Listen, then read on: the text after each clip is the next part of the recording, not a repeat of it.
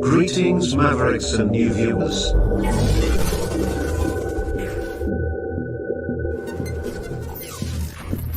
Tonight, direct and live from the Maverick News Network World Studios. This is Maverick News with Rick Walker.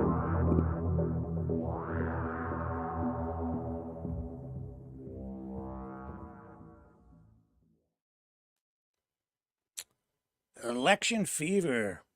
Justin Trudeau is afraid because even though people keep telling you that democracy is an illusion and that your vote doesn't count, it does. It absolutely does. Justin Trudeau is afraid. Pierre Poilievre wants to go to the polls. We'll tell you what he's doing to get us there sooner rather than later. And I keep telling you, Justin Trudeau's days are numbered. Maybe that number is a lower number than anyone thought before. We will see. Donald Trump, Kamala Harris, squaring off, feuding, sparring, the two camps fighting. All because of, well, everything, but especially the Arlington Cemetary visit, which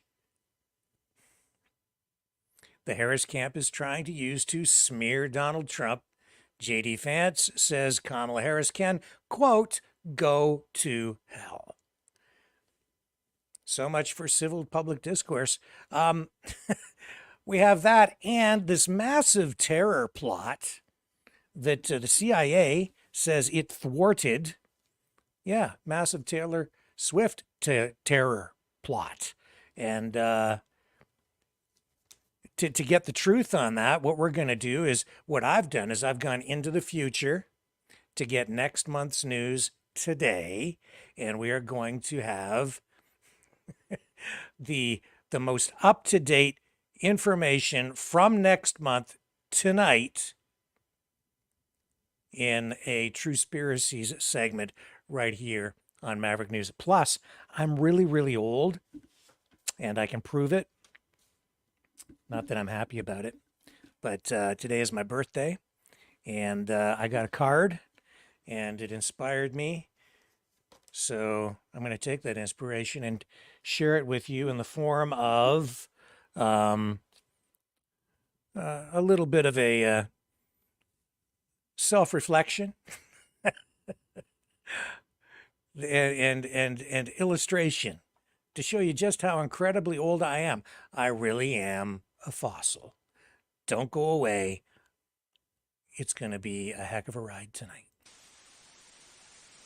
You know, someone very profoundly once said many years ago that if fascism ever comes to America, it'll come in the name of liberalism.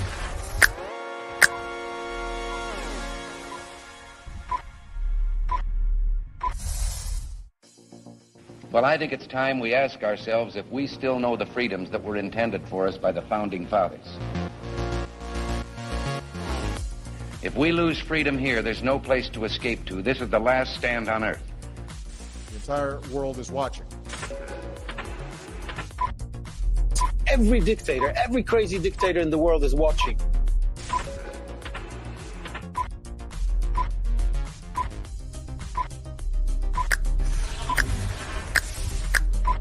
The world is watching. On TV, the entire world is watching. On social media. But the entire world is watching, and yes, they are seeing what we have apparently bravely been willing to say that others are thinking. Stand for freedom. Literally stand for freedom. Let's get this done. The entire world is watching. We're at war with the most dangerous enemy that has ever faced mankind in his long climb from the swamp to the stars. Maverick News. Maverick News. Maverick News. Let me have more control of my own destiny. The world is watching.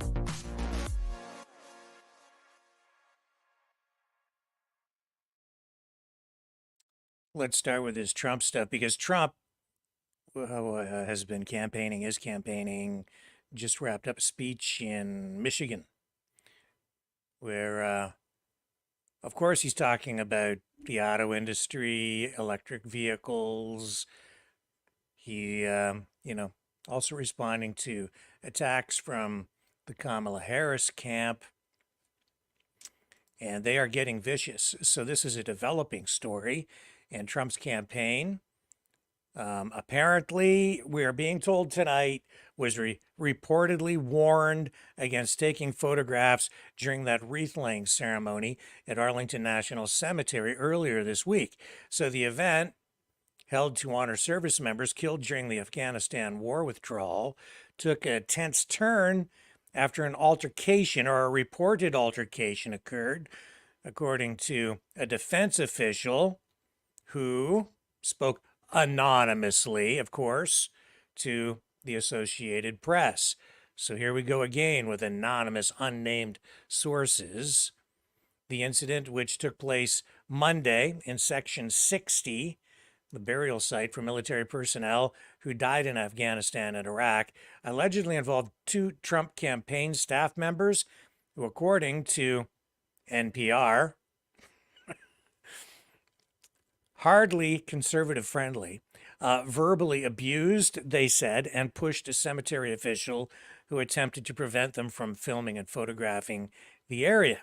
So Trump was at Arlington at the invitation of families of the 13 service members killed in the Kabul airport bombing 3 years ago.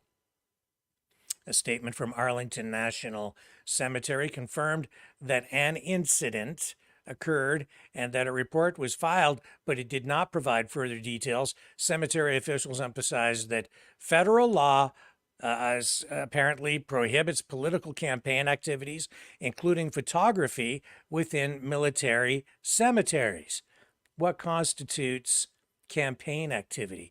You have a former president who was invited to attend a memorial at the cemetery. There is an election going on. He's a politician. So, of course, anything he does can be connected to political activity because there's an election ongoing. I guess anything he does, whether he stops for lunch someplace or attends a memorial service, I guess he's always campaigning, or not, but what, he's not allowed to attend a memorial service just because there's an election campaign going on? Now, photographs were taken. Obviously, we've seen those online, and it looks like a lot of the people there, some of the people, including family members, requested to have photographs taken with former President Trump, and so he obliged. A spokesperson for Trump disputed these allegations that have been leveled against Trump and the campaign, stating that a private photographer had been granted access and that any confrontation was instigated by an unnamed individual experiencing a mental health episode. Trump campaign advisor Chris LaCivita also defended the campaign's conduct, citing the family's invitation to Trump, which I just also mentioned. In response, Trump's Democratic opponent, Vice President Kamala Harris, condemned the reported behavior, stating it was consistent with Trump's history of disrespecting military service members. Now that sounds like campaign talk. Democratic Congressman Jerry Connolly of Virginia has called for more information to be released about the incident. Trump's running mate, J.D. Vance, downplayed the altercation during an address, instead focusing criticism on the Biden administration handling of the Afghanistan withdrawal. Vance, in fact, getting pretty heated, ramping up the rhetoric against Kamala Harris with regard to this.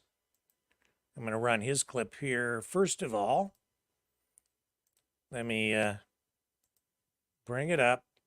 In this, J.D. Vance, well, I've already told you in the headlines what he said, and now I'll let him say it for himself.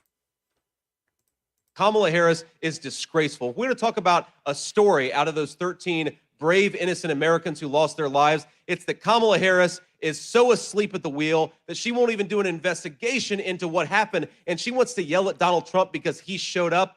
she can go to hell.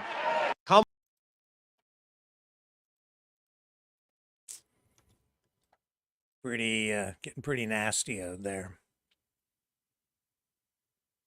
Utah Governor Spencer Cox, who attended the ceremony, faced backlash for including a photo from the event in a campaign email. That's not Trump. Cox has since apologized, stating the photo was not intended for political use. But of course, anything you do as a politician can be, I guess,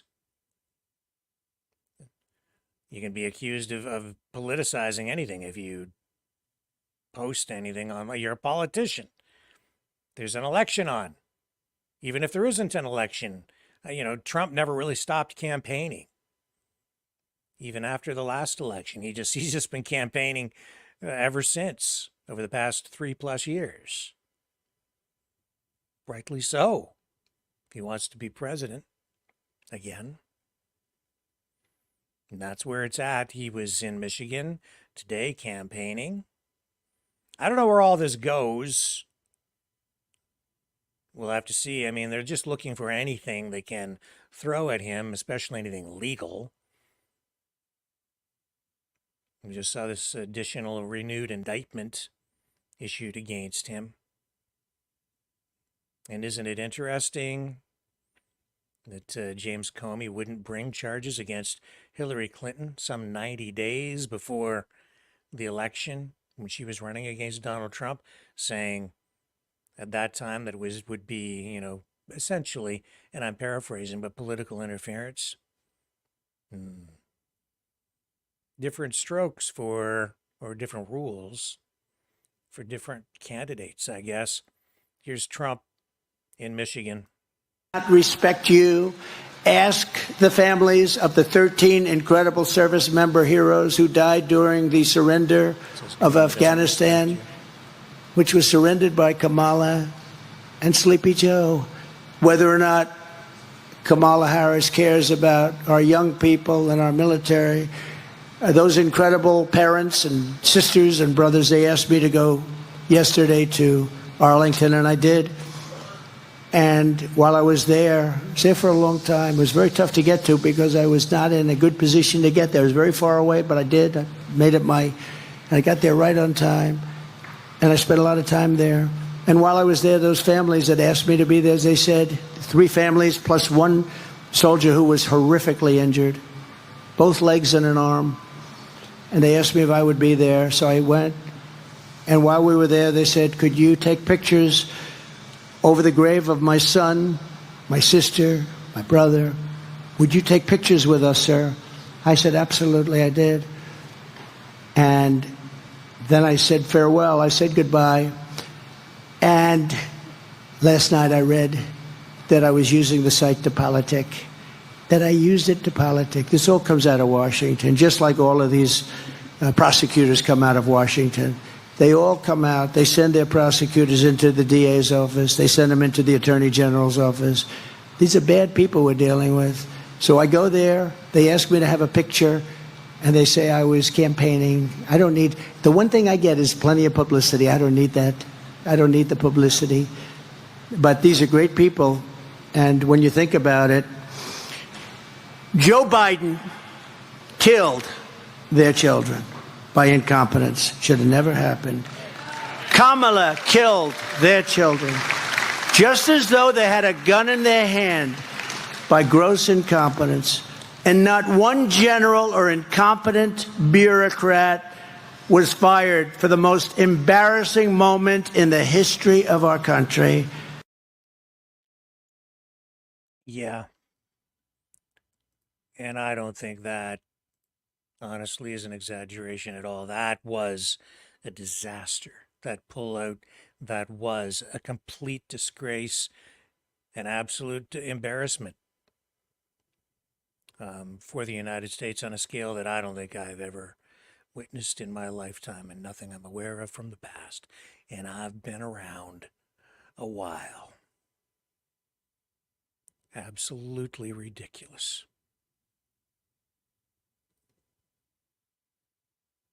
I'm editorializing. Lives were lost.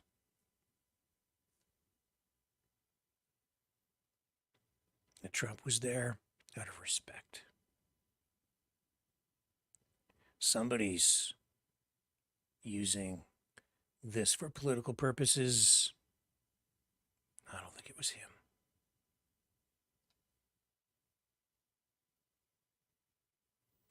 It's getting nasty. Politics. Trump continued with his speech talking about the economy, inflation, the disaster, the economic disaster that has been created by the Biden administration, the Biden-Harris administration. Went on to talk about this election really being a choice between freedom and communism. Comrade, Kamala's economic plan looks like it was written for her by the Chinese Communist Party. It actually looks much of her. Now, in all fairness, she did an interview today. She didn't want to go in alone. How do you think President Xi is going to do with it? Oh, he's just savoring it. Harris and Walz ready to do their first interview. I believe it's tonight on CNN. In fact, I think it's already done. I think it's going to be broadcast tonight on CNN. And a lot of people saying, that there's no policies outlined on the Harris campaign website. So voters really are not getting a clear picture of what she stands for, or maybe doesn't stand for. We just don't know. Some, flowery language, but even after the speech at the DNC, I mean, everything she spoke about, everything talked about at the DNC, at the convention, it revolved around social issues with no real specifics on an economic plan, other than Harris saying that she's going to create an opportunity economy, which from that I take central planning, government programs, everything, the solutions to the economic problems, in her view, will come from government.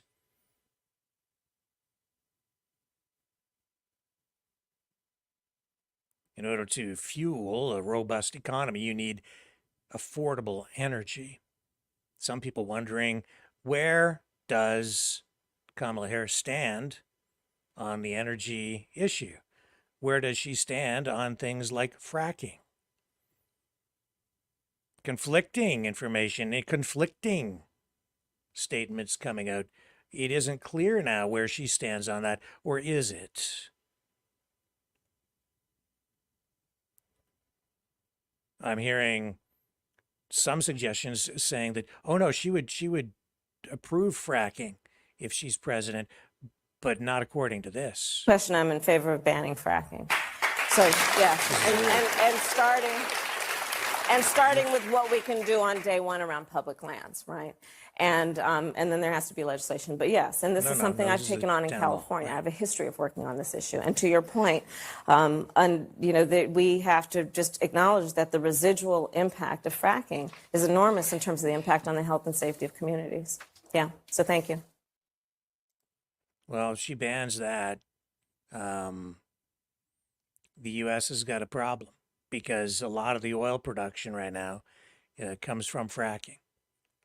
And the U.S. needs that if energy independence is to be restored. And Donald Trump has a different view on what needs to be done on the energy portfolio. He says that he wants to cut your energy bill in half. Will be to cut your energy costs in half within 12 months after taking office. So we can do that. If you have the oil supply, which we have more than anybody, your heating and air conditioning, electricity, gasoline, all can be cut down in half. Your gasoline, I had it down to $1.87. I had moments when it was much lower than that.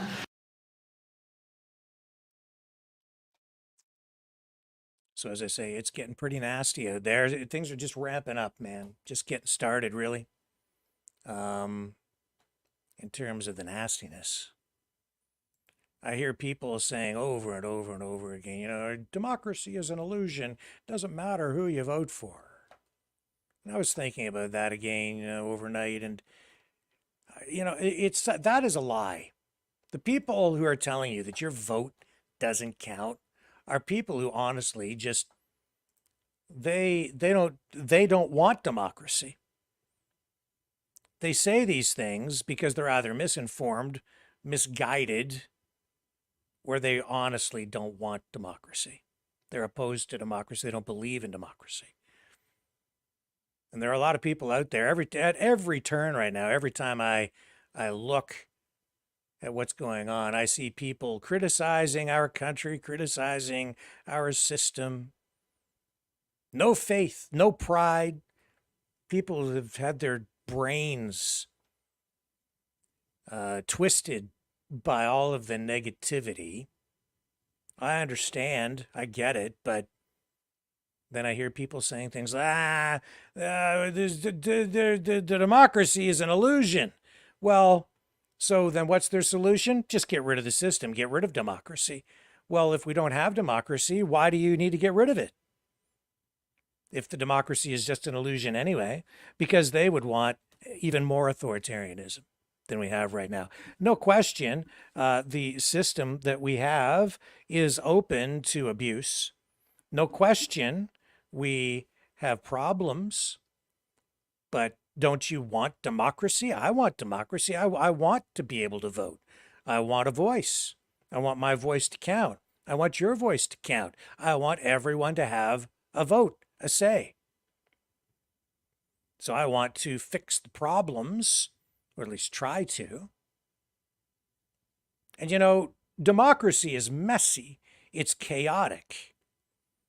Because you have people with a lot of different points of view. And in a true democracy, people get to speak up and share their opinions. And because everybody is sharing different opinions, it gets chaotic. And it can, and there's a lot of conflict, political conflict. And you know, it's not always friendly because there's so much at stake. So of course, there's friction. What, do you think that everything's just going to be smooth sailing? That people will just be... And I know people want to get back to a place of you know, more civility in politics. We were there for quite a while, you know, sort of, kind of. But even in the most civil of times that I can remember, there was a lot of friction and conflict. And you go back, when has democracy ever been smooth sailing? Ever? Never. What, in the 60s? During the civil rights uprisings? Hardly. In the 70s? Watergate? Hardly. The 80s, the Cold War? All the controversy surrounding it? Hardly. Renegotiation of international trade deals, the emergence of NAFTA? Hardly. Left versus the right, right versus the left, conservatives versus liberals versus far left socialists. It's never been that civil. In Canada, we've had multiple incidents of efforts to split the country up with referenda, separatist movements, even terrorist attacks within our own borders. Few and far between back in the day when I was younger. Becoming a little more common these days. Unfortunately. It's never been smooth sailing, and never will be, because everybody gets to express their opinions, and that's a sign that democracy is still alive. Is it alive and well? Well, I think that we've got some problems there. I'm not sure the system is functioning as well as it needs to. But don't you, for 1 minute, let anybody tell you that your vote doesn't count. Don't you for 1 minute let anybody tell you that these politicians don't care because it's all rigged. It is kind of rigged, but it isn't rigged. What do I mean by that? Well, I mean, the system is always under pressure. You're always going to have, political forces trying to manipulate the system, manipulate you, manipulate your mind through propaganda and information warfare, always. And they're going to position themselves strategically to try to take advantage of whatever current political situation or environment that we are in order to get the outcome that they want. And what have we been seeing? I mean, it's Trump that's been saying the system is rigged, the system is rigged. But then think about what just happened over the past week or so. RFK Jr. suspending his campaign to form a coalition, sort of a unity ticket, so that they don't get vote splitting in key states to give Trump the upper hand. Wouldn't that be considered by some, if it was going on the other way, wouldn't you say that that's kind of like, isn't that kind of rigging things? You have a candidate who just takes his name off the ballot, or tries to. I'm told in some states where he would like to do that, he's actually not going to be allowed now to take his name off the ballot anyway, but we'll see what happens. That's kind of, I mean, it's strategy. Is it illegal? No, I don't think so. But is it trying to rig things? Absolutely. In their favor, in order to make sure that the Democrats, that Kamala Harris doesn't rise to power or keep power. You could say that that's sort of gerrymandering, right? Kind of fixing things so that you get, the right outcome. I don't think it's wrong. I'm just saying that everybody's always trying to do something to gain the upper hand. Why are they doing that? Because democracy matters. Because your vote does count. Because you do get to decide. Sort of. You don't get to just pick from, anybody out there and among the population. There's a process that everybody goes through. And the Democrats, I would say, are less democratic, if not really that democratic within their own party, but they still put a candidate forward, and you get to vote one way or the other. And there are other candidates out there. There are. It's just that I know you're not going to vote for them. There are very few of you will. Or us. Independent candidates, libertarian candidates. They're out there.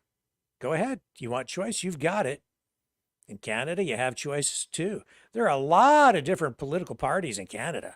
A whole bunch. Some you've never heard of before. How many people vote for the Rhinoceros Party? I think in Canada there's even a party called the Absurd Party. I mean, that's how diverse the choices really are. You have choice, but people don't make use of those choices because they don't, because a lot of reasons. I mean, that people think that they don't want to waste their vote because people do take their votes seriously. So they want to go with somebody that they think has a chance at actually winning. That's going to make a difference. And often people feel if they cast their vote for another candidate in a smaller party, that they're wasting their vote because that candidate really has no chance. That's the common mentality. But man, don't you let them tell you for 1 minute that your vote does not count. It absolutely does. That's why Justin Trudeau is afraid. Oh yeah, make no mistake, he's afraid. What's he afraid of? He's afraid of you. He's afraid of your vote. We have to go to the polls in Canada. Within the next year or so. And some people would like to go sooner rather than later. And one of those people is, of course, Conservative leader Pierre Poilievre. And so we've heard him talking about a carbon tax election, an election based on that issue. And today, Poilievre, let me bring him up. Here it is here. Today, he held a news conference and talked about this letter that he sent to the leader of the NDP, Jagmeet Singh, calling on Singh to end a deal with the Liberals and Trudeau to keep the Liberals in power by propping them up. See, the Liberals have a minority government in Canada, for our U.S. viewers who don't understand how the system works.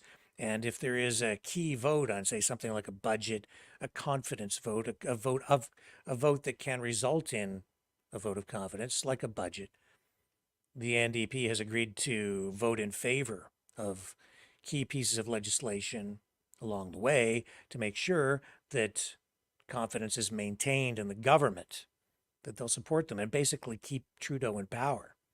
Well, today, Poilievre sent this letter out. Here, I'll show you the letter first before we get to what he had to say about it.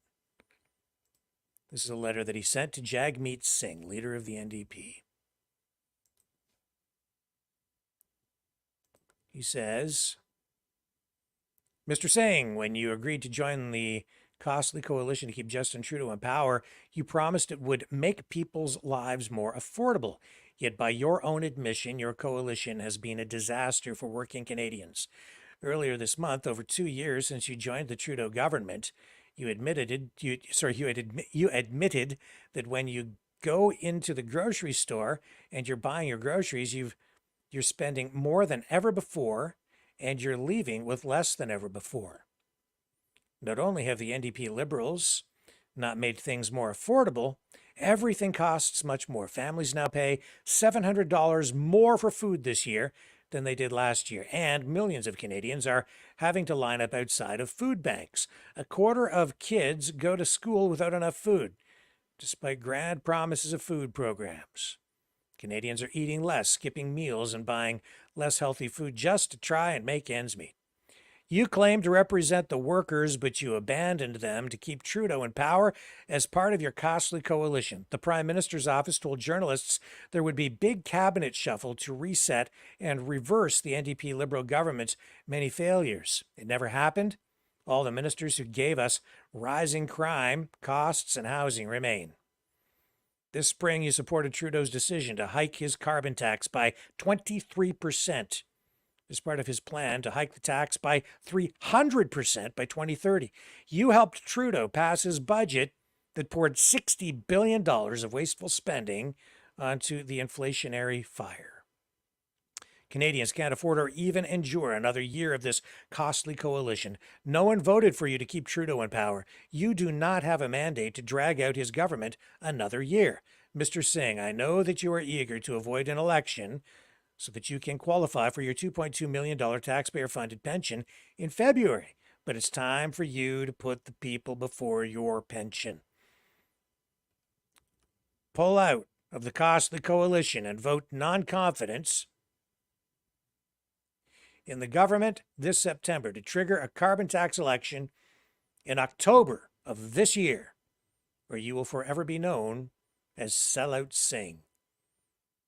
Wait your reply. So do Canadians.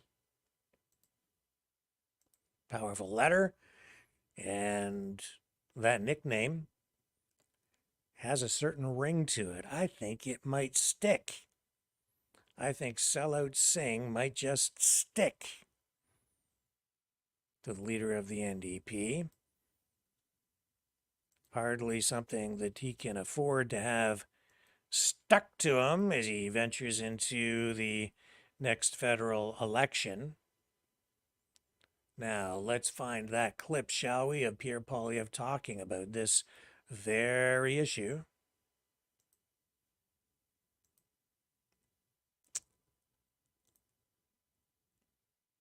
Where did you go, Pierre? There we go. I've got you.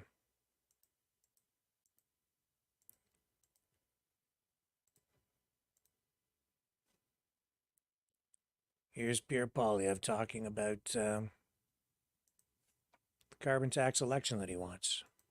Pour la remplacer avec Mark Carney ou quelqu'un d'autre capable de faire fonctionner une calculatrice, qu'ils allaient renverser leur direction coûteuse et désastreuse quotidienne.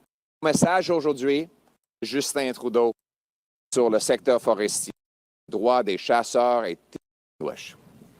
Welcome back, everybody. Sorry about that. Happy end of summer. But really, what's there to be happy about after Justin Trudeau's recent cabinet retreat? What changed? Remember at the beginning of the summer, after the people of St. Paul's voted against Justin Trudeau's proposed 61-cent a litre carbon tax, voted against him doubling housing costs and driving 2 million people to the food bank, voted against the crime and chaos he has caused. All the PMO staffers called you in the media and said there would be heads rolling, that they would fire ministers. They called the Globe and Mail and said incompetent and discredited Chrystia Freeland would lose her job to Mark Carney, or at least to someone who knew how to work a calculator. And then that there would be other changes. Maybe even the Prime Minister would step aside to make way and to try and bury the disastrous NDP Liberal record and put a fresh coat of paint on the broken down Liberal car. Well, what did we learn at this expensive Liberal retreat in Halifax? We learned that nothing will change. That Chrystia Freeland, who's been Canada's worst ever finance minister, helping to double our national debt and drive inflation to its worst in 4 decades, will stay in her job. Sean Fraser, who destroyed what was the best immigration system in the world, will stay in his job. The crazy carbon tax minister, Stéphane Guilbeault, who wants to ban trucks, roads, and plastic straws while Liberals legalize crack and heroin, he's going to keep his job as well. The disastrous justice minister, who's helped give Canada a 50% increase in violent crime and a 120% increase in gun crime, he will keep his job. But most important of all, Justin Trudeau, the man who is not worth the cost, announced that he will keep his job. Canadians cannot afford another painful, costly, chaotic, and corrupt year of Justin Trudeau. He will not quit. He must be fired. His ego, arrogance, and incompetence will always have him putting himself ahead of Canadians. He would rather Justin Trudeau would rather force an entire generation to go without homes, 2 million people to go to food banks, 25% of kids to go to school hungry. That he would rather that continue to be the case than to give up power. He will not quit. He must be fired. And the person to do it is Jagmeet Singh. Singh sold out workers to sign on to this costly coalition. He has voted to hike the carbon tax to 61 cents a litre, for policies to double housing costs, and to tax food. Now, why did he do it? He told us that if he became part of the government, he'd bring down food prices. That was one of his promises. Did he succeed? Well, you don't actually have to ask me if he succeeded. Ask him. This is what he said about food prices last week. When you go into the grocery store and you're buying your groceries, you're spending more than ever before, and you're leaving with less than ever before. Again, that is after 2 years of Jagmeet Singh joining the Liberal government. So what's clear is that Singh did not join to bring down grocery prices or housing costs, both of which have skyrocketed since he joined this coalition. He joined to keep Trudeau in power so that he could get his pension. Jagmeet Singh is trying to delay the election until after February of next year so that he can qualify for a $2.2 million taxpayer-funded pension. That's why Canadians are calling him Sell Out Singh. My message to Sell Out Singh is this: put the people ahead of your pension. Break the costly coalition with Trudeau to trigger a carbon tax election where Canadians can choose between the costly coalition of the NDP Liberals that tax your food, punish your work, take your money, double your housing cost, and unleash crime and chaos in your community, or common sense Conservatives who will axe the tax, build the homes, fix the budget, and stop the crime. Axe the tax, build the homes, fix the budget, stop the crime to bring it home for our country. We'll bring home lower prices by getting rid of the carbon tax, which will not only lower the cost for farmers and truckers to bring us food, or for Canadians to heat their homes or gas their cars, but will unleash $25 billion more of GDP every single year, according to Finance Department publications from this Liberal government. We'll enact a bring-it-home tax cut to make our taxes simpler, lower, and fairer. The goal is to bring home more powerful paychecks and production to this country. We'll get rid of the government gatekeepers to allow us to produce our clean Canadian natural gas, our vital minerals, our oil, our forestry products, and to bring home production to this country. We'll get rid of the gatekeepers by allowing our brilliant immigrants to take a Blue Seal exam and get working in their professions so we have more doctors and nurses. We will get rid of the government gatekeepers to build the homes. We will require local municipalities speed up permits, free up land, and cut development taxes as a condition of getting federal funds to build 15% more homes per year. We'll sell off 6,000 federal buildings and thousands of acres of federal land to build, build, build, build. We'll cut taxes on home building. We'll back the trades because we need the boots and not suits in order to build those homes. We will build those homes in safe neighborhoods with jail and not bail for repeat violent offenders, with treatment, not decriminalized and subsidized hard drugs, and by securing our borders to keep criminals, terrorists, drugs, and guns out while we bring, and at the same times, we will ensure that our stolen cars do not leave our ports as they do right now. We will get that money by canceling the ridiculous gun grab and respecting the rights of our law-abiding, licensed, trained, and tested hunters and sport shooters. We will also secure our borders to make sure that never again do accused ISIS terrorists get into our country and become citizens of Canada, even after the existence of a video apparently showing that same terrorist mutilating a human body on a crucifix during the ISIS war of over a decade ago. These are the kinds of disastrous mistakes, radical approaches of the Liberal government that must end so that we can replace their costly incompetence with our common sense. And the result will be a country where hard work again earns a powerful paycheck and pension that buys affordable food, gas, and homes in safe neighborhoods under a proud Canadian flag in the country we know and love, Canada. Let's bring it home. Okay. So that was his statement. You got the gist. And again, your vote matters. Why do I know it matters? Well, look at the effort that the politicians are putting forward to try to win your vote. If it didn't matter, do you think they would put all of this money, time, effort into trying to sell you on themselves? I looked up some stats.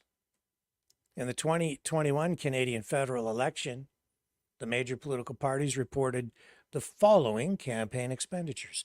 The Liberal Party of Canada spent approximately $43.4 million.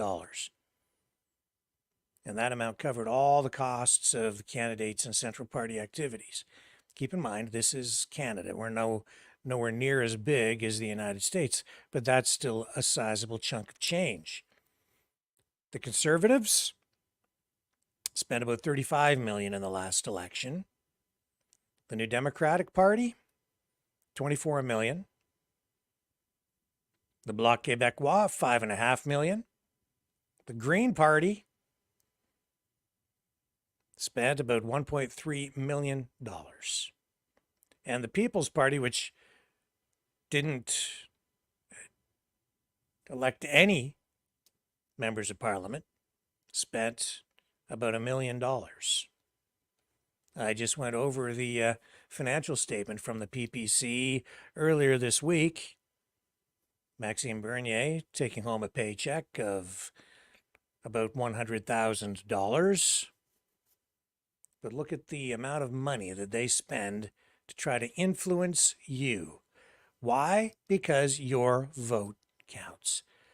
Those figures were within the spending limits set by Elections Canada, and they reflect each party's strategy and financial capacity during the campaign. Now, in the 2020 U.S. presidential election, the Trump campaign, get this, they spent approximately $1.96 billion throughout the election cycle, which includes like $1.96 billion. And you think you don't matter? Absolutely you matter. Your vote matters. They want your vote. That's why there's a war on for your mind. And so those funds spent during the primary season and the general election. So that total, $1.96 billion, includes the official campaign committee, Trump Victory, a joint fundraising committee with the Republican National Committee, and various super PACs that supported his re-election efforts. $1.96 billion to influence you. You matter. Your vote matters. The campaign spent heavily on advertising, rallies, legal battles, of course, voter outreach. However, the campaign also faced criticism for its financial management, as significant amounts were spent early in the campaign, leaving less available in the final months compared to the Biden campaign. But that's about strategy, not so much about fiscal responsibility. In the 2020 election, the Biden campaign spent approximately $1.69 billion. And that included funds raised and spent by the official Biden for President Committee, the Democratic National Committee, and various super PACs and other groups supporting his candidacy. The Biden campaign focused heavily on digital advertising, television ads, voter outreach, especially in battleground states. The campaign also managed to maintain a strong financial position in the final months of the election, and then they threw a lot at it at the tail end in terms of advertising. And I think they needed to do that because the guy never came out of the basement, or rarely did. And at the time, the rallies, the campaign stuff, it was so low key. I don't know.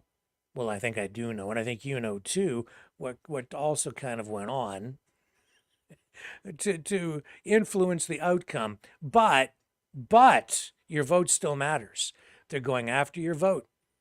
And as much as maybe some unorthodox things were going on, they still count on your vote. They can't. That's what Trump keeps saying. This time around, it needs to be too big to rig. Too big to rig, because your vote matters. It absolutely matters. Don't make any mistake about it. People who tell you otherwise, it's because they don't believe in democracy. They don't want democracy. They don't really believe in freedom either. Your vote matters because that's your voice. Don't let that slip away. Exercise your right to free speech by exercising your right to vote. Not everybody in the world gets to do that. And it's something that we need to protect, cherish. It's important. If you want freedom back, fight for it. The first thing to do, the very first thing to do to fight for your freedom is to participate. Cast your ballot. It's a simple thing. It's an easy thing. And it matters. They spend billions of dollars in every election cycle because it does. I'll be right back.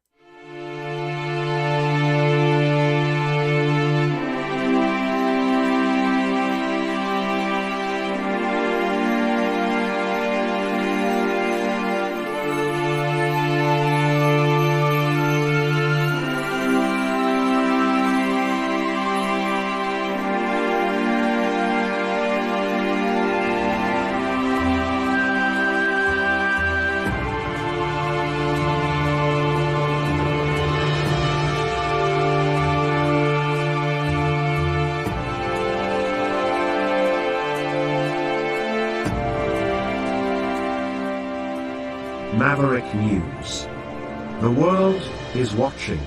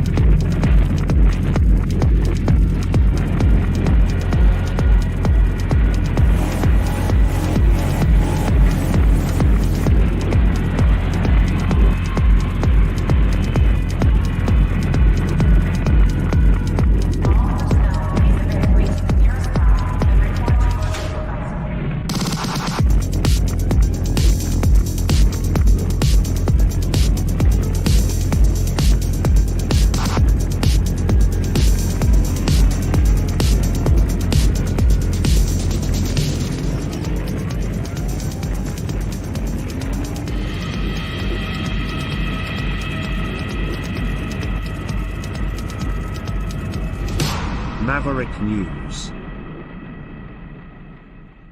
The world is watching.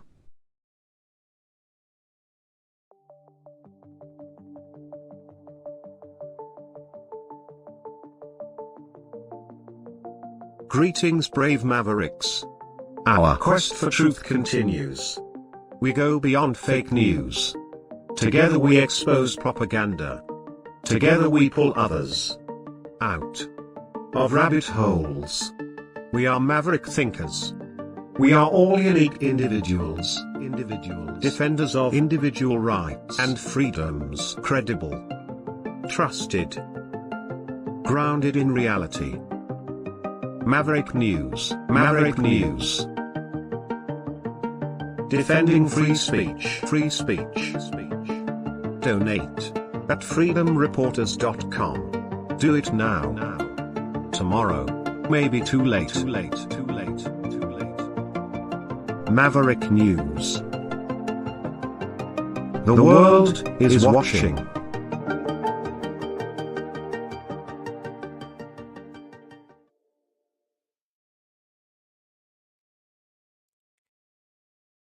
We saw during the DNC repeated references to the abortion issue.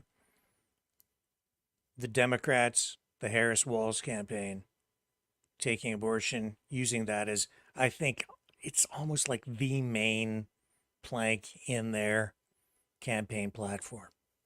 Pro-abortion. Now, on the opposite side of that, you're seeing Trump come out today and say now that he would like, says that if he's elected, he will make IVF treatments paid for by government or insurance companies. So that's sort of a flip on the script, you see. That's sort of a pro-life response to the pro-abortion stance that Harris is taking. There it is. I've got the clip right there. Okay, it's just got to load. And here he is again in Michigan talking about that. Media making a big deal out of this tonight. Mainstream media latching onto this one. Announcing today in a major statement that under the Trump administration, your government will pay for, or your insurance company will be mandated to pay for, all costs associated with IVF treatment, fertilization for women, IVF treatment. Because we want more babies, to put it very nicely. And for this same reason, we will also allow new parents to deduct major newborn expenses from their taxes, so that parents that have a beautiful baby will be able. So we're pro-family. Nobody's ever said that before. But the IVF treatments are expensive. It's very hard for many people to do it and to get it. But I've been in favor of IVF right from the beginning. So another very clear choice for people to make when they go to the polls in November and cast their ballots. Harris Walls, I guess, sitting down for their first interview. We, since kind of, of the campaign, she's been criticized extensively for not making herself available to media to answer questions. But tonight, sitting down with CNN, and I've got this little preview here. I'll share it with you.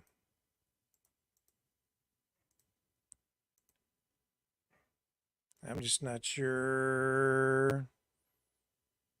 I don't know. It's not shaping up too great. Let me just see here. Okay, there we go. How should voters look at some of the changes that you've made, that you've explained some of here in your policy?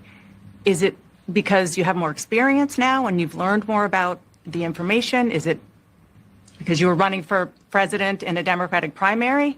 And should they feel comfortable and confident that what you're saying now is going to be your policy moving forward? Dana, I think the most important and most significant aspect of my policy perspective and decisions is my values have not changed. You mentioned the Green New Deal.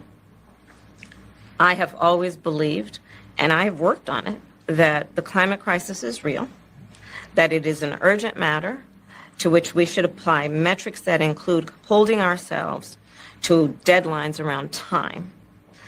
We did that with the Inflation Reduction Act. We have set goals for the United States of America and by extension the globe around when we should meet certain standards for reduction of greenhouse gas emissions, as an example.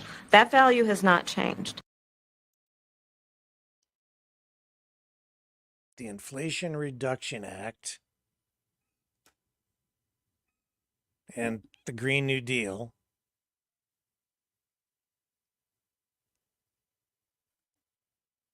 in the same paragraph, talking. So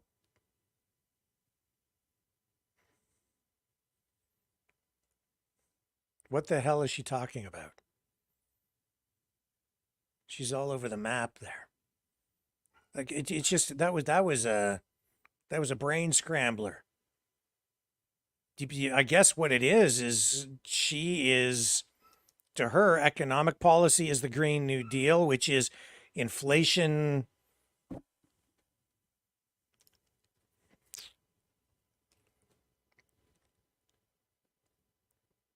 We're in trouble. If she gets elected, all I can say is hold on to your wallets, because it's going to be a disaster. An absolute disaster. That barely made any damn sense. It really didn't. But it does show the mindset, right? That the economy is tied to the environment, is tied to, Like, yes and no, but like that, you have to focus, man, woman, Kamala.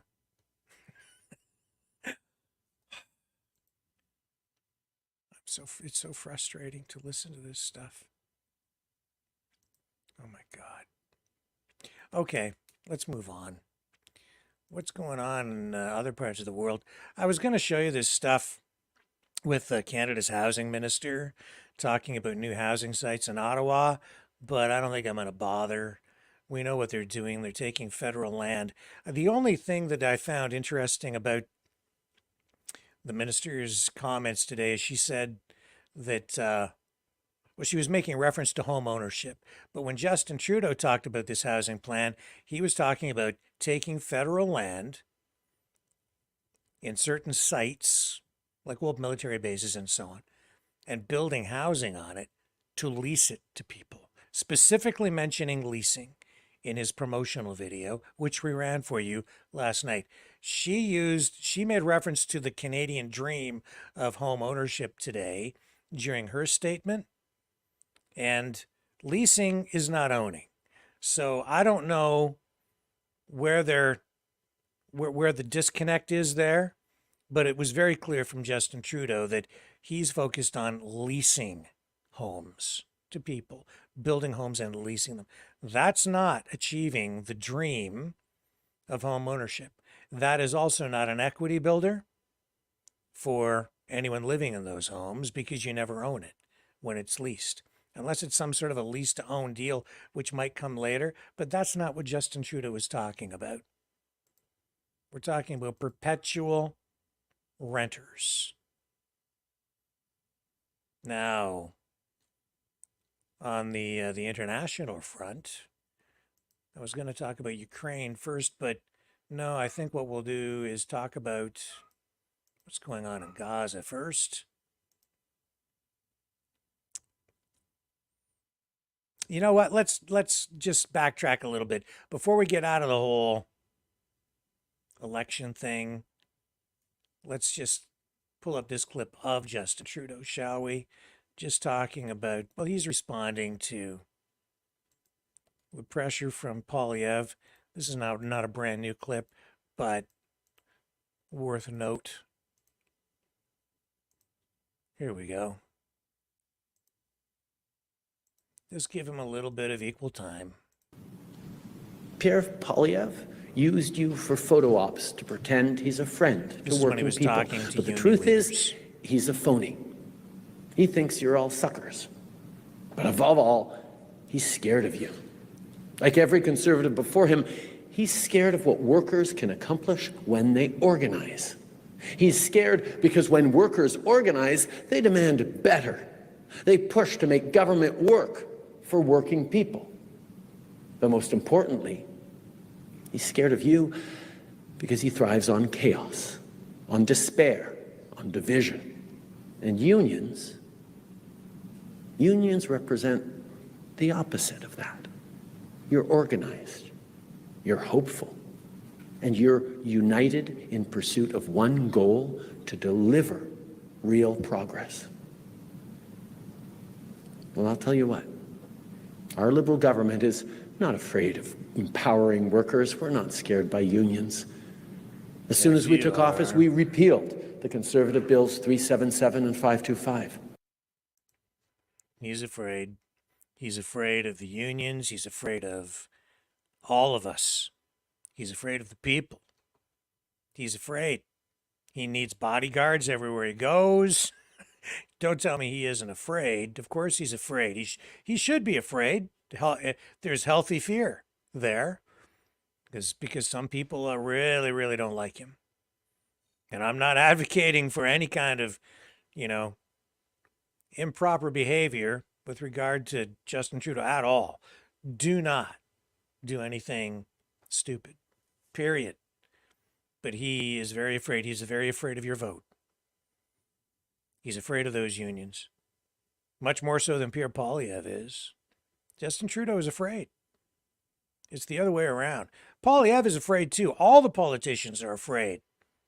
They're very afraid. They should be. That's a good thing in a way. They need to fear the people. When I say that, I mean they need to fear what you're going to do when you go to the polls. To fire them, which is what Pierre Poilievre says needs to happen to Justin Trudeau. And I think that that very likely will happen in the next election.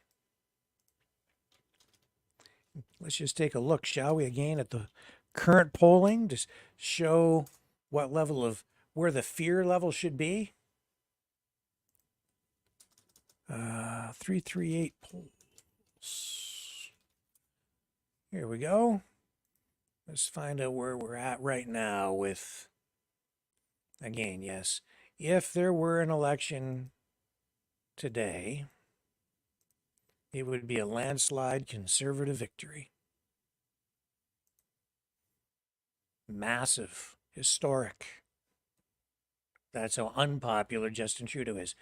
The Conservatives would today win 203 seats out of 338 for a massive majority government. The Liberals would be reduced to 83 seats, the Bloc 36, the NDP 19, the Greens just 2. And think about that for a moment. The Greens in the last election spent, well, how much was it?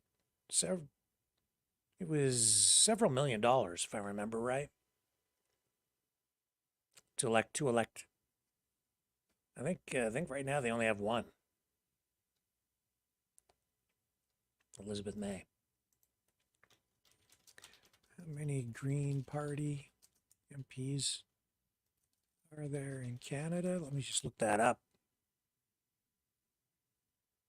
Oh, no, they have 3. Oh, no. 2 seats. Yeah, I was right. 2. Yep, 2. Only 2. No, 1. 2. No, it's 2. So they'd keep their 2 seats. So, but they spent a lot of money to get that. So, but the point is, Trudeau is low in the polls, baby. And he's a feared. He's a fear to you, and he's a fear to me. He's a fear to your vote.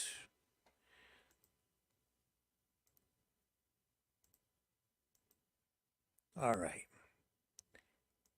What else we got going on here tonight? We've got, it was this thing in Gaza where the families of Israeli hostages ran through the border into Gaza, shouting through megaphones, I guess out of desperation, trying to, I think, just symbolically, if nothing more than that, just to make a statement that they want the hostages released. They want them to come home. And this is video of them running through the border. They shouted through megaphones, and eventually they did come back. They did listen to the guards, and they said, okay, we'll return, but this is what it looked like.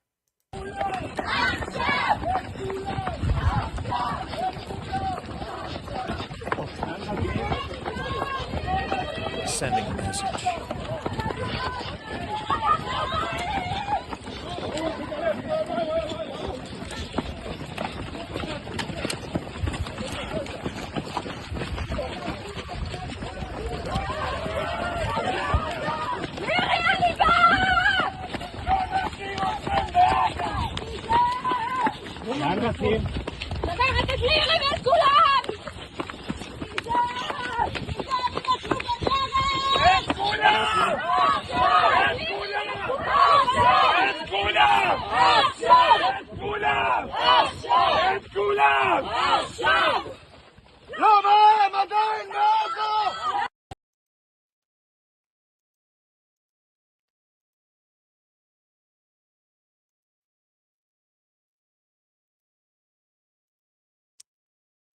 The Ukraine conflict continues to escalate, or shift, maybe is maybe a better word, evolve.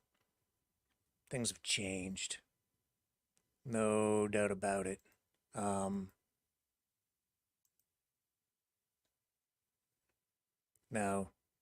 Russia responding to the Ukraine presence in Kursk with a massive drone attack over the last couple of days. And what's notable here is that the drone salvo was launched at Ukrainian energy facilities. It did result in a number of deaths, including some civilian deaths. And very dangerously, at least one drone, Russian drone, it appears, struck somewhere inside Poland. Of course, Poland is a NATO member country right now. And while this is not getting a lot of mainstream media attention, or much attention at all, really, it did happen. Polish officials are investigating. They are working to recover remains of the drone for evidence, and they're looking at what happened, the circumstances. Now, this is footage inside Ukraine of damage that resulted from the massive drone attacks. A huge Russian missile and drone salvo launched at Ukraine on Monday targeted energy facilities nationwide and left several people dead. Thousands of residents took shelter underground as sirens blared through Kyiv overnight. I would like to see a response to Moscow so that they will feel what we feel, says this woman. In the southern Zaporizhia region, this woman says she heard a loud explosion and sought safety. Later, she found out her brother was killed in the blast. She says she couldn't get too close because his house was blocked off. I was still shaking, and then I saw him, and I couldn't recognize him, she says.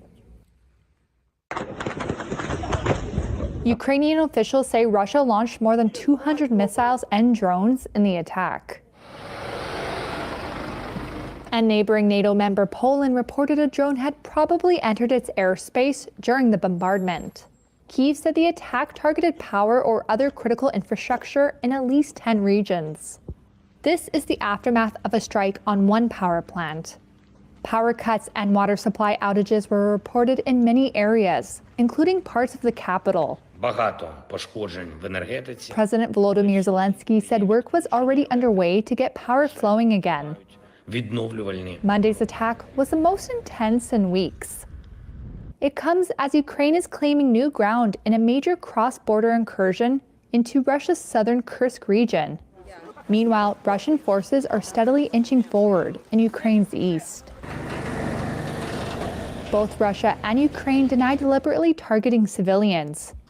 Each says its attacks are aimed at destroying infrastructure critical to the other's war effort.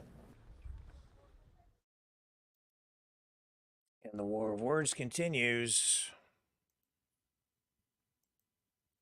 Let me take a quick break. Be right back. He's a fighter. He's a survivor. President Trump, defiant, strong. He is determined to make America great again. Pay tribute to the 45th President of the United States with this collectible t-shirt from the Maverick News Memorable Moments collection. Even a would-be assassin's bullet could not stop him. Instead, he emerged with his fist in the air ready to fight. For freedom. Get your Trump Fighting for Freedom t-shirt with any donation of $30 or more to Maverick News. There are 2 iconic artistic designs to choose from. But there is only one way to get these. Donate at freedomreporters.com.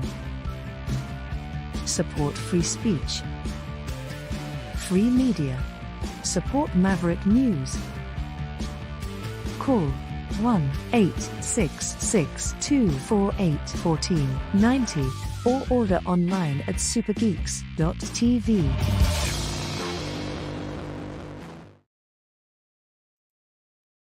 So that Harris Walls interview, which was taped earlier today, and we showed you a little preview of it there, which scrambled my brain, will air a little later tonight. Yesterday, we showed you, I'm going to follow up on a couple of stories here now. We showed you footage out of Aurora, Colorado. Of what appeared to be Venezuelan gangs inside an apartment complex. That there were reports that the apartment complex had been taken over. There are conflicting reports, police saying, oh no, that's not actually the case. We do have a problem with some gang activity, but the buildings have not been taken over. Well, today the mayor of Aurora, Colorado made statements that seemed to maybe suggest that the Venezuelan migrant gangs have actually taken over the apartment complex. This happened on an interview on, I think it was Fox. Let me see if I can find this for you to show you what was said. Here we go.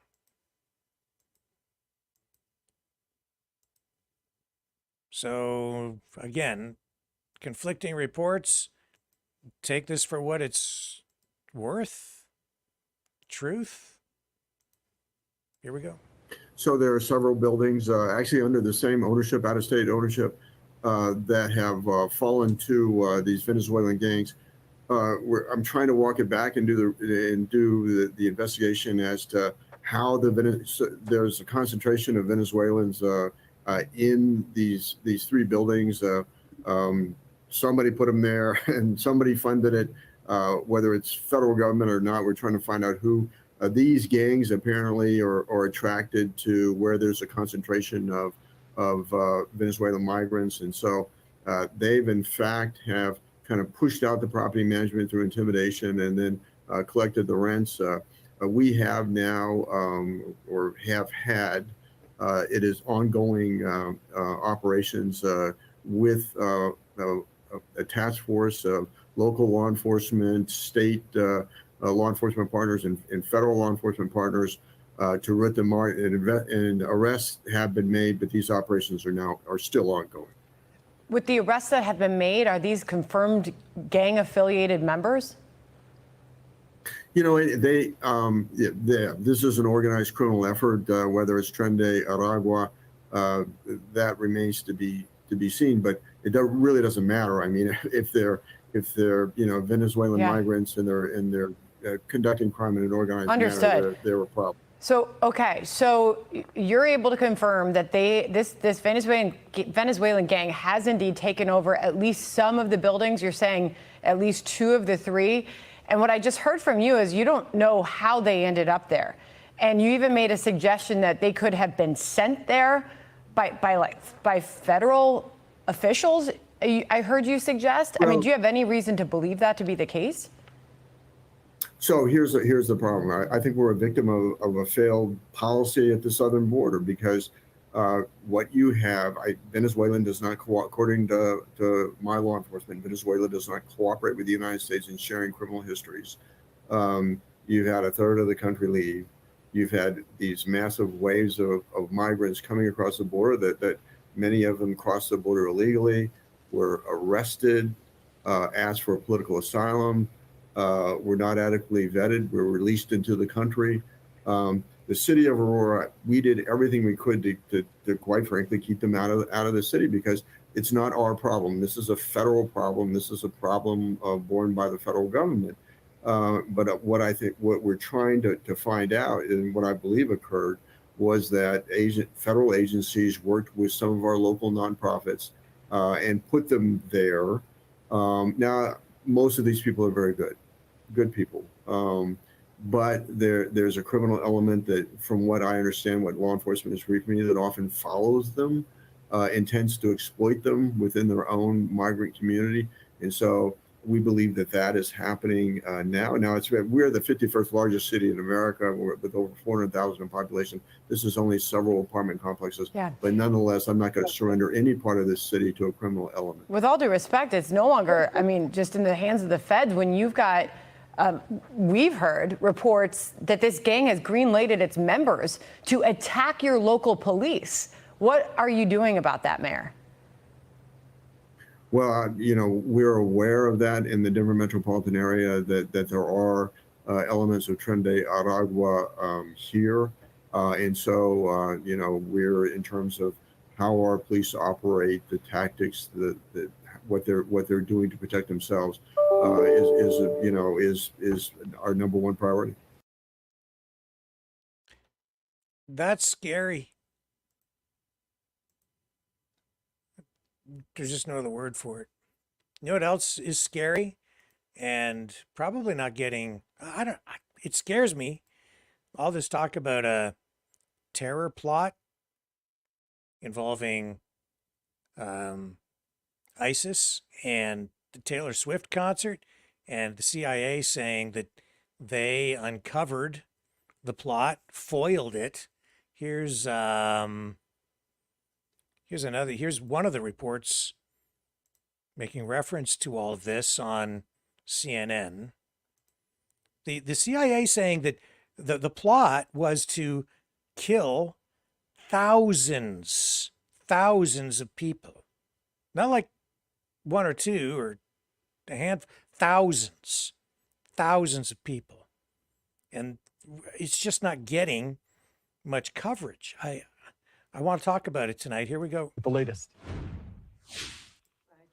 Taylor Swift wrapped the European leg of her Eras tour last week, but not before narrowly avoiding tragedy after authorities foiled a planned terror attack against her shows in Vienna earlier this month. They were plotting to kill a huge number, tens of thousands of people at this concert, including, I'm sure, many Americans. Speaking at an intelligence summit Wednesday, the deputy director of the CIA revealed new details about the terror plot, including it was his agency that warned Austrian authorities. I can tell you within my agency, I'm sure in others, there were people who thought that was a really good day.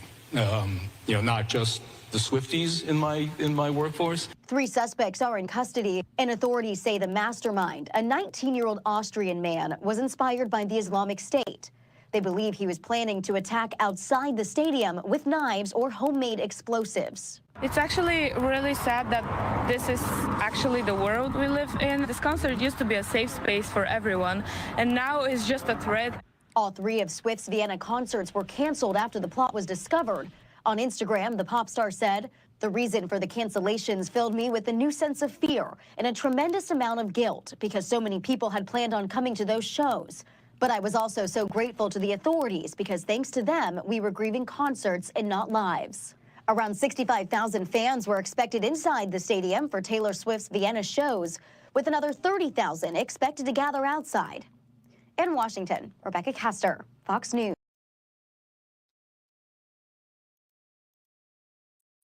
Wanted to kill thousands of people. Well, ladies and gentlemen, to find out what the real story behind the Taylor Swift terror plot really is, I went into the future and obtained a copy of next month's news today in this tabloid, The Globe. And this Taylor Swift terror plot is on the front page. These guys, they have next month's details on this already. And I have it in my hot little hands right here. So with that, and there are other stories that I have to share with you in here. Hot breaking news. We have the inside scoop on Tom Cruise's body odor humiliation. So don't go away because you're not going to want to miss this segment, this episode of Truespiracies here on Maverick News.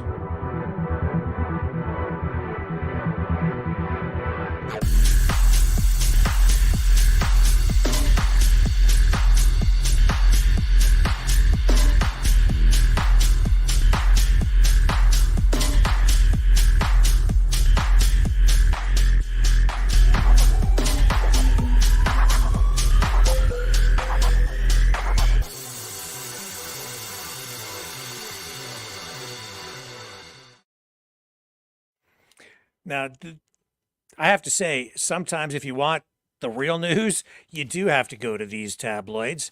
And this is the lead story, the cover story.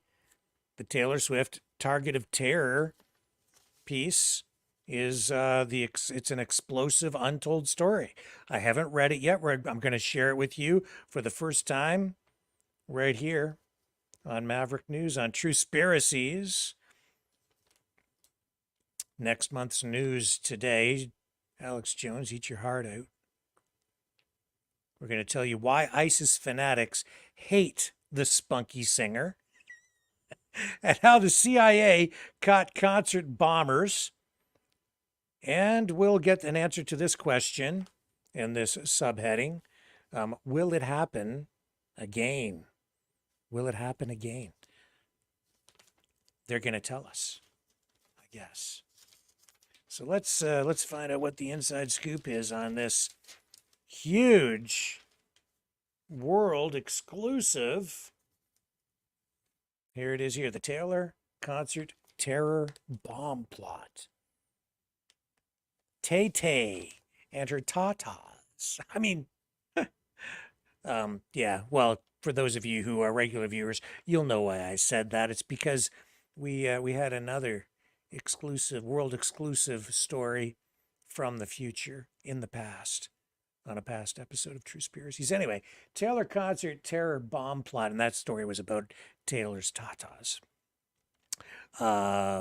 All-American pop sweetheart Taylor Swift and thousands of her fans narrowly avoided a brutal bloodbath in Austria after her wildly popular Eras tour was targeted by ISIS terrorists, lawmen say. Now the Globe has the shocking story from insiders, and this is why we're here, because they have the inside scoop, who reveal what really happened behind the scenes, why kill crazy Muslim radicals, it says here, had Tay-Tay in their crosshairs, and how the would-be bombers were caught. The Fortnite singer's 3 performances at Ernst Happel Stadium in Vienna were canceled August 7th, as we know. I'm going to fast forward through blah, blah, blah, blah, blah. Less than 24 hours before the 34-year-old's first gig. Western-hating thugs had vengefully planned to drive explosive-laden vehicles into the crowd outside the 50,000-seat venue. Now, you see, we're getting to the heart of the matter, aren't we? Now we know how they were going to kill thousands of people. And this is actually very serious stuff, and I think that there is truth here. So they wanted to take these vans loaded with explosives, drive into the crowd outside the 50,000-seat venue, and butchered concert goers with knives and machetes, and detonate homemade suicide bombs to take out as many innocent victims as possible. So that's what the plot was, which was not clearly laid out in that report that we just previously ran. See, if you want the truth and the details, you got to go into the future, because this won't even be on newsstands. It won't be published until September 2nd. It says so right there. You don't believe me? There's the date right there, September 2nd. See? Right there, September 2nd. Next month's news today. Police also nabbed an 18-year-old Iraqi national and a 15-year-old who was questioned but cut loose.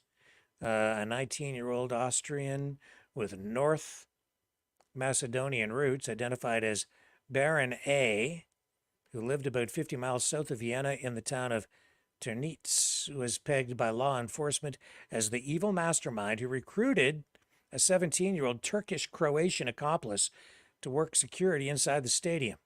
The recently hired guard was said to have ISIS and Al-Qaeda material at his home. So now you've got the inside story, folks.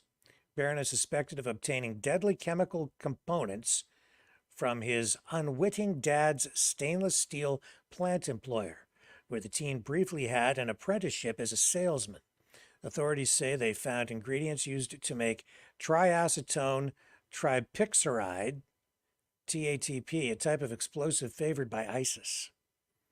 Lawmen claim Barron promptly confessed to the plot, and they believe he was radicalized by online influencer Abul Bara, also known as Ahmed Armai, a notorious Berlin-based mullah known for his hate-mongering rhetoric, which has proven appealing to aspiring jihadists.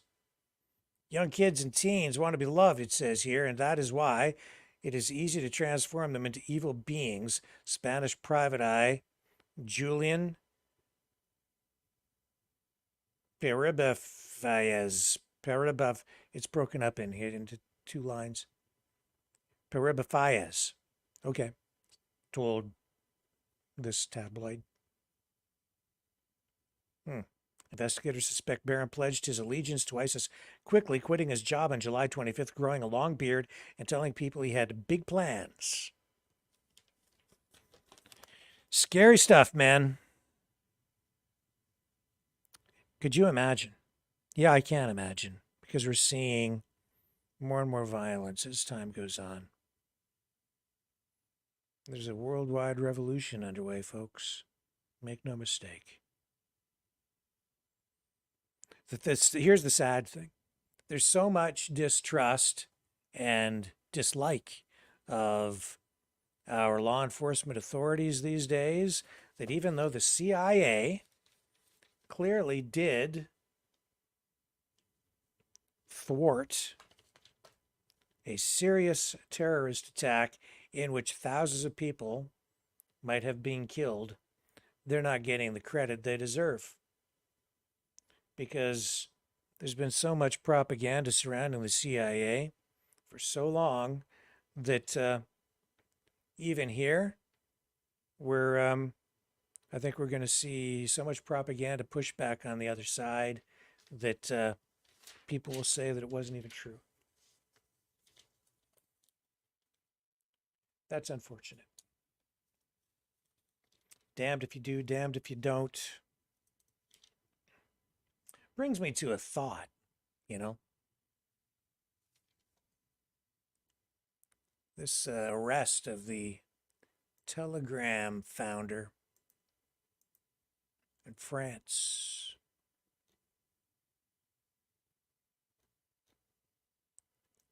I find real irony in it.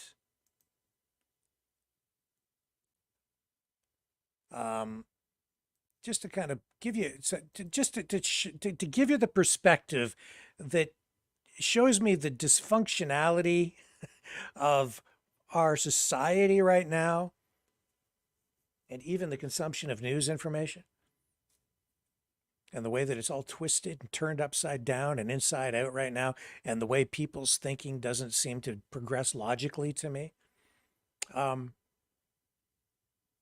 This is the weird thing. You have this guy. You've got Girov, right? Who was arrested in France. Now we're seeing, here, look at this online. I just found it here for you. Okay. There are reports that there are some powerful people in positions where they might be able to do this. This coming from apparently a Russian state Duma who's discussing a possible escape plan for Girov to Russia.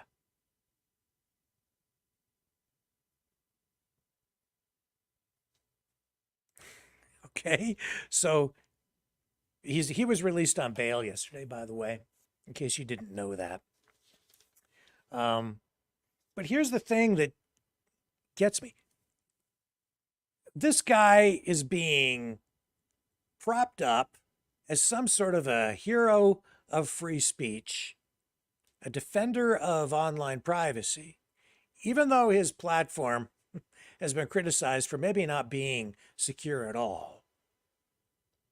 Set up operations ultimately in the UAE, which I don't think is a place you would want to set up if you really wanted to have a secure online social media platform. Maybe it has been, maybe it hasn't been. But what is he accused of? He's accused of not taking action against criminals, money launderers, pedophiles, child pornographers. And what information is it that he is trying to protect or keep confidential? What privacy is he apparently trying to protect? There's a lot of all this speculation, again, that's the CIA and the FBI putting pressure on him through the French government and trapping him. At least this is the narrative, because he went over to see Macron, and this guy's a billionaire, Durov, goes to France to have a meal or whatever and meet with Macron, and then he's arrested in France because he's accused of not taking adequate steps to shut down people engaged in illegal, like serious organized crime, major organized crime online through his platform, and also against child pornographers, pedophiles. And I'm thinking as well that he's also protecting political people, politicians, even governments. Which governments? Which politicians? What is it that he's actually hiding? Yet then on the flip side of this, here's the irony. See, the same people who are saying, yes, we're in favor, we think that Durov is a hero because he's saying that this information needs to remain confidential. But then on the other side of the equation, people like Julian Assange, by the same people, are hold him up as a hero because he takes information that has been hacked or stolen and then gives it to journalists who then put the information out for public consumption. So on the one hand, it's okay to go in and steal information, and take information from hackers and then put it out to the public. Even, it comes from government websites and so on. But that's okay. But on the other side, where this guy also, I think, is protecting politicians and even governments himself. But this time, no, it would be wrong to allow hacking in to get the information. And it would be wrong for him to be censoring it. I don't know. It seems like a double standard to me. And this stuff, I don't think that there should be any, I don't think any hacking or illegal, I think this secure information should be secure. And that's my position, because I don't think it's right to have it one way, not the other. There are other ways to get information out without having it stolen or whatever, or hacked into. I don't think the government should be engaging in that kind of stuff either, taking private information. But whatever, man, it's a difficult thing, right? But then how do you shut down a terror attack if you don't have intelligence and surveillance? So is it ethical? Is it moral? Is it right for governments to, in certain circumstances, certain situations, should they be allowed to conduct online digital surveillance of people suspected of maybe being terrorists? How would you find out otherwise? I don't know. These are very complex questions. And I'm not sitting here trying to point a finger or cast blame or sit in judgment of Julian Assange or even Durov or any of these, or Edward Snowden. I'm just saying these are not simple issues, and these people are not necessarily heroes, one way or the other. I don't think these issues are that simple. Anyway, let's continue with the Truespiracy stuff, because there's real news in here that we all need to be aware of. Like, first of all, Charlie's Angel Cameron Diaz seems to like her wine. And she poor little rich girl, it says right here. Okay, oops, everything's backwards.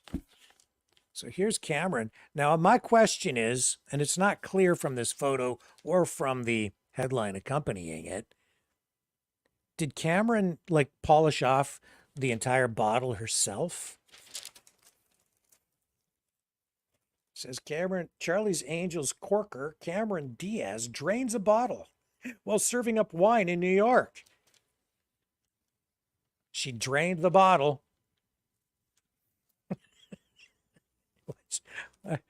Okay, I'm sure she had a good time. Snoop plays Cupid for Martha, 83. So Snoop Dogg is trying to hook up, be a matchmaker for Martha Stewart. He can't understand, I guess, why. It says here, he can't understand why she's having trouble finding a man. Aging domestic diva Martha Stewart leans on her pal Snoop Dogg for advice, and now sources say the rapping icon has decided to play Cupid and fix her limping love life. Sources snitch. The toothpick-thin 52-year-old is getting the 83-year-old lifestyle mogul out of the house on projects in the hopes she'll find her perfect match. She's 83 years old. I don't know, man. Like, do you still go dating at 80? Well, maybe you do. 83 is the new, what, 21? I don't, what is the 83? The only person I can think of who is that, shall we say, vibrant in his 80s was Hugh Hefner. And even then, I think it was a show. 83-year-old Martha Stewart going out on dates, going to the malt shop after the movie. Oh, man. What other big stories do we have in it? Now, this one, okay? We'll come back to the Beanie Baby story, okay? But first, let's get to this. This is the huge story. This is the one I wanted to talk about. Tom Cruise's humiliating body odor. P.U. The sweaty superstar is downright stinky. Says so right there. Must be true. And there's photographic evidence of the odoriferous Tom Cruise. Funky Tom Cruise has had a perspiration problem for years, leaving his shirts soaked through, and pals are saying it's the pits. As these photos show, the 62-year-old Top Gun Maverick star looked sweaty and clammy, his underarms soaked, as he cheered on Team USA at the Paris Olympics, and sources snitch to the Globe, his beastly B.O. is one of the main reasons for his lack of luck with the ladies. He can't keep a woman, can he? No, now we know why Nicole Kidman ditched him. But who the heck would want her anyway? She's a bug eater. Oh yeah, remember? Nicole Kidman eating bugs? There's a video, you can find it. We've had it on the program before. I won't subject you to that torture tonight, though. It says here, this is a quote, Tom seems to be totally in denial, sniffs an insider who shall remain nameless. He's always been a pretty sweaty guy, but lately it seems to have gotten even worse, and he's doing nothing to try and address it. He doesn't care if he smells. It says, quote, he'll be out and be totally drenched and not seem to even notice. But of course, the people around him are quite taken aback. I guess so. Oh, man. Remember that commercial from the 70s and 80s for, I think it was Mitchum deodorant? It's like you could wear that stuff and like that deodorant is good for days. It just sticks like glue to your pits. Yeah, you put that stuff on, man, and it clogs up everything. You're not perspiring no matter what. In fact, I think that you run a risk of drowning in your own sweat because your sweat glands are like completely clogged with whatever it is, the aluminum and the crap that they put in it, all the chemicals and stuff. So your body is not capable of perspiring anymore. So you just sweat internally, I guess. Just unbelievable. That stuff really, it clogs you up. Sources dish when gals get a whiff of Tom's torrential perspiration. It makes any budding romance a risky business. And that's why they're not surprised his rumored liaisons with Mission Impossible 7 Ghost star Haley Atwell, singer Shakira, and Russian socialite Elsina Karikova dried up so quick. To be fair, his sweat baths happen more in hot and humid places. But at this point in his life, he should know it's going to happen and just come prepared, dishes an insider. Yeah, just use the Mitchum, dude. Remember the commercial for Mitchum? And there was the guy, maybe it was a comedy thing. Anyway, says, I didn't use my deodorant today, and I might not use it again tomorrow. I didn't use deodorant like 5 straight days or whatever the commercial was. And it's because you put it on once, you don't need to use it again for days. Because it ain't coming off. Oh, man. The Top Gun guy has not been romantically linked to anyone in a serious way ever since third wife Katie Holmes blindsided him with divorce papers 12 years ago and took his only biological child, Suri, now 18, along with her. Sad story. Man, he had some pretty hot wives, though. Nicole Kidman, she was hot. Still probably is, kind of. How old is she now? 92? Probably older than Martha. I don't know. But she looks real young. It's the bugs, man. They keep you young. You eat those bugs, they'll preserve you. Wow. Quote, he's Tom Cruise, so no one is going to tell him to his face, but people do comment about it and question why he doesn't invest in some Botox under the armpits. Spills the spy. Just Mitchum, man, I'm just telling you. Word is, it can be very effective, it says here, in reducing underarm sweating. But he seems perfectly fine with dripping sweat. It's like he's oblivious to his BO. Oh, and here's right next to it, this story about Kevin Costner. His skin nightmare. Yeah, Fear's stud. Is it cancerous? Kevin Costner was one of Tinseltown's most handsome leading men, but insiders fear the aging hunk's blotchy complexion from years of filming under the sun is a chilling sign he's facing a skin cancer crisis. Kevin, everyone's worried about you. And there's photographic evidence of this, of course. A spotty brow, he's doomed. And he's got under eye creases. Another clear sign that he's absolutely going to die, like soon. And he's also got a toad-like neck. See right there? A toad-like neck. Kevin Costner, the human toad. Says so right there. He's doomed. Doomed, I tell you. What else we got going on here? Inquiring minds want to know. Don't go in the water. Just when you thought it was safe to go back in the water, don't go in because the deadly flesh-eating virus is thriving in warm East Coast waters, seas. A deadly flesh-rotting disease that's already killed 2 this summer is lurking in the seas off America's East Coast and Gulf Coast, and worried medical experts are now warning swimmers not to go in the water with open wounds, piercings, or tattoos. The odds of dying from the bacterial infection known as Vibrio vulnificus, yeah, that's got that right, which thrives in warm seawater, can be as high as 30%. Scary. say experts, and the danger is increasing as global warming heats the world's oceans.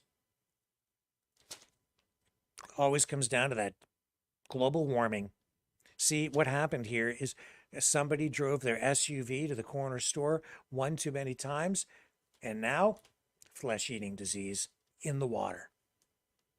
The latest fatalities of the flesh-eating infection were a Rhode Island beachgoer who died in early August, and Texan Randy Bunch, who was crabbing in flip-flops in shallow water near a boat ramp in July. The 66-year-old was stricken with nausea, fever, and blisters that spread like a fire over his body. He died just a week later, covered with blisters.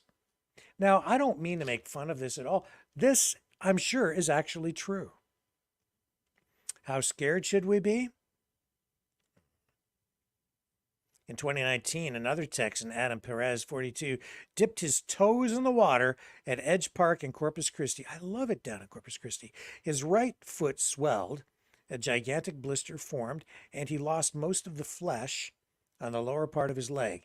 Perez was lucky to survive after undergoing 4 operations, including skin grafts, but his limb will never be the same. The scary Vibrio bacteria strikes from within. After entering the bloodstream, the bug releases enzymes and toxins that break down the protein, fat, and collagen in tissues, rotting the muscle and skin. The body is almost helpless against the bacteria, which dodge and avoid the cells sent by the immune system to destroy it. It's a killer bacteria. So, no swimming. You know what it is. It's probably all the people crapping on the beach. We've seen the videos, and now look what happens. People driving their SUVs too much, too many people crapping on the beach. Next thing you know, flesh-eating disease. No swimming allowed. The end. What can I tell you? Here's the fashion verdict, and we got to do this. Okay, Amy Schumer gets a a 1 out of 10 for Amy Schumer in next month's edition of the Globe. Next month's news right now. Amy Schumer gets a 1 out of 10. Who's this? Next, this is Mayim Bialik. The ousted Jeopardy host makes questionable choices with oversized suit separates. She gets a 0 out of 10. Oh my. And Taraji P. Henson. Is that how you pronounce it? I don't even know. I don't watch that show. Empire's conniving cookie is half-baked in skimpy shorts and a bralette-bearing blazer. I don't know. I'm kind of liking it. She only got a 3 out of 10. But I mean, come on, man. That's pretty fashion forward. You know, it takes a lot of courage. Where am I going here? A lot of courage to wear that out in public, right? I think I might look good in that. Where do I pick one up? Not the menswear store. And Kate Blanchett, the Borderlands gunslinger, is a dud. She misses the mark in a denim-dyed disaster. Yeah. And Bethany Frankel. Reality is rough for the Roni alum whose dress straps needed a touch more tailoring. 7 out of 10. Not bad. Not bad. 70% on that test. I think she looks pretty good there. I like the cat thing. Is that a cat outfit or whatever the hell that is? I don't know. See, if I wore bras, I'd definitely wear that. But I just can't fill them out. No matter what I do to try and improve my bust, I just can't fill those bras up. It's so frustrating. Jimi Hendrix, his music studio is haunted. Guitar god, see it's right there.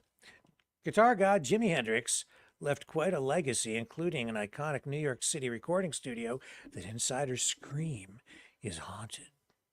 Spooked engineers have reported ghosts, shimmering objects, and more at Electric Lady Studios, long after the voodoo child musician died in 1970 of a drug overdose at 27.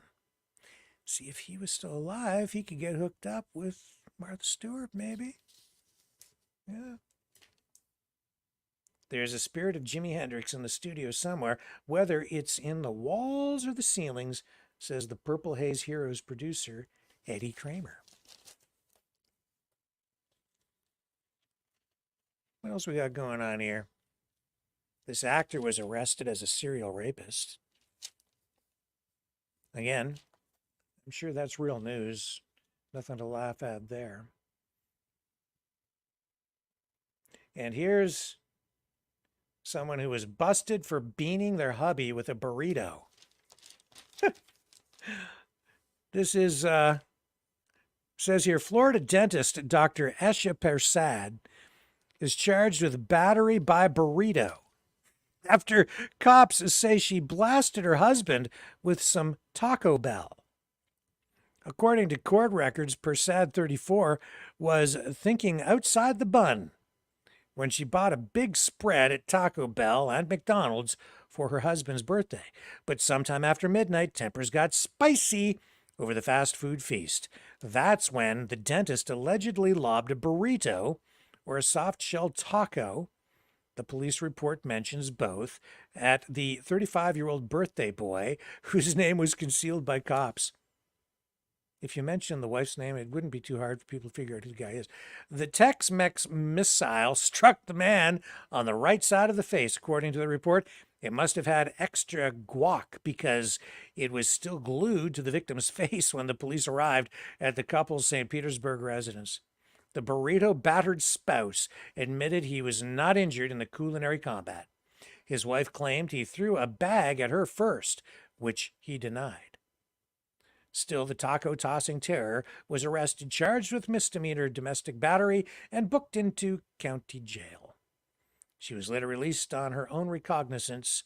Apparently, the feuding foodies, who've been married for 5 years, aren't always so heated. A bio on the website of the dental practice where Persad works notes she and her husband, quote, relish in the tranquility of beach days and savoring our community's different culinary offerings. It's my birthday, just like it was his birthday, but my wife didn't throw any food at me. At least not yet.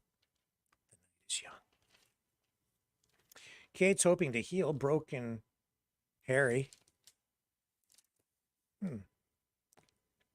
Pushing plan for family peace over William's protests.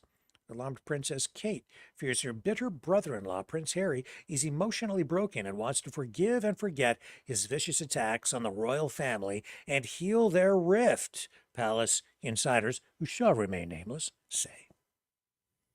Even while locked in her own life-and-death battle with cancer, the caring 42-year-old mother of 3 is desperately trying to convince Prince William, 42, to join her in making peace. But so far, her hard-headed hubby won't budge. Blah, blah, blah, blah, blah, blah, blah, blah. Yeah, I know. A lot of people love to hate the royals. I don't really have a big problem with them. Teen loses leg in shark ambush. Yeah, we've seen some shark attacks this year. Tourist bloodbath in exotic Belize. This is pretty gruesome. I won't even show you the picture. There's a guy here with his leg just gnawed just about off, and shark took things right down to the bone. Scary stuff. But here's bird's the word. Bird, bird, bird. Yeah, the bird is the word. Bird, bird, bird. Yeah, the bird is the word. Bird's the word. This is one smart bird. Smart parrot. Chatty parrot sets new world record. Preening pretty bird Apollo is a talky TikTok influencer, and now the Gabby African gray parrot holds the world's record for correctly identifying the most items in just 3 minutes. The red-tailed, chalk-faced mimic broke the record and the internet by naming 12 items at warp speed, including sock, block, cork, and bottle. Want a pistache? Want a pistache? Prodded his owner, 25-year-old Dalton Mason, showing the beady-eyed bird the prized pistachio nut that could be his if the 4-year-old winged wonder aced the verbal challenge, and Apollo was up to the task. And, as you can see, given the Guinness World Record for identifying objects, the fastest.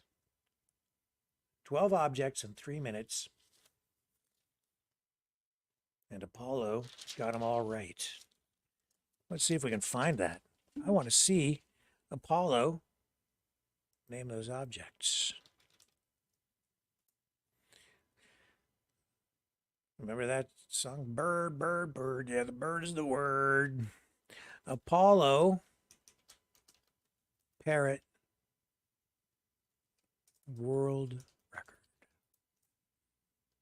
Come on, it's got to come up here. Here we go.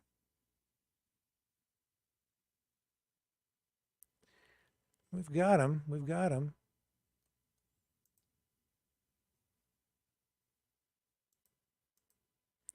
Here we go. Let's take a look at Apollo, shall we? Because the bird is the word.